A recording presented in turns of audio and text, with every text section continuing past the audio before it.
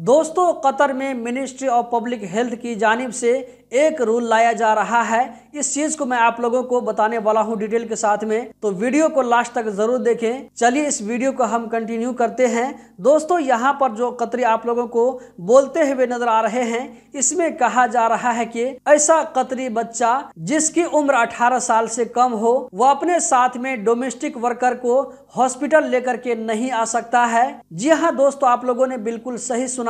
Ministry of public health की जानिब से कहा जा रहा है कि कतर में कोई भी कतरी बच्चा जिसका एज 18 साल से कम हो, वो हॉस्पिटल में अपना केयर करने के लिए किसी डोमेस्टिक वर्कर को अपने साथ में नहीं ला सकता है, बल्कि उसके जो पेरेंट होंगे उसको हॉस्पिटल आना होगा। इस बुजुर्ग का नाम यहाँ पर दिखाया जा रहा है सैयद खालिद बिन कमाल अल अमादी, जो कि शुरा की मजलिस के रुकन हैं। इनकी तरफ से कहा जा रहा है कि कोई भी कतरी बच्चा अपने साथ में खादिमा को नहीं ला सकता है अपना केयर करने के लिए हॉस्पिटल में, बल्कि उसके पेरेंट को आना होगा। दोस्तों, इस वीडियो में इतना ही।